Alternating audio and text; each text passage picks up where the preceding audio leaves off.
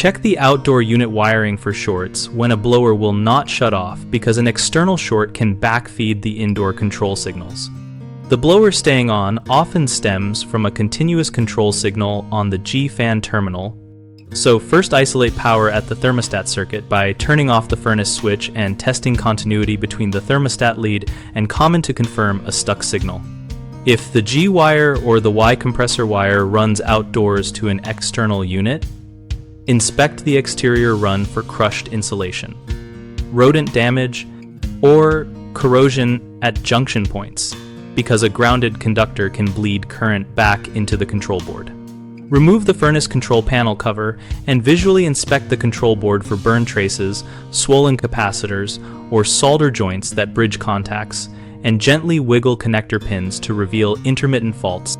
Use a multimeter set to low voltage to verify that G is not being held to R under normal off conditions, and test across the relay coil that drives the blower to confirm proper open circuit when idle.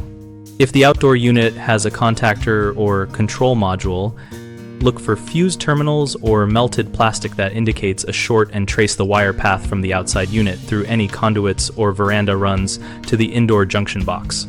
When you find frayed insulation or pinched conductors, cut out the damaged section.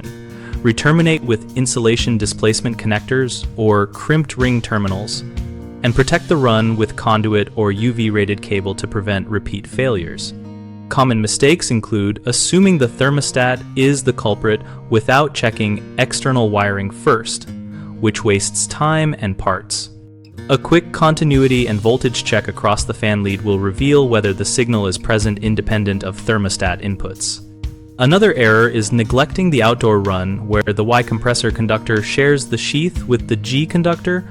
So inspect the entire outdoor cable and all splices to the compressor contactor for corrosion and mechanical damage, and repair or replace the whole run if needed. Finally, people often replace control boards or thermostats without confirming a backfeed source. Isolate the blower relay and bench test the board, and only replace components after reproducing the fault or finding physical damage.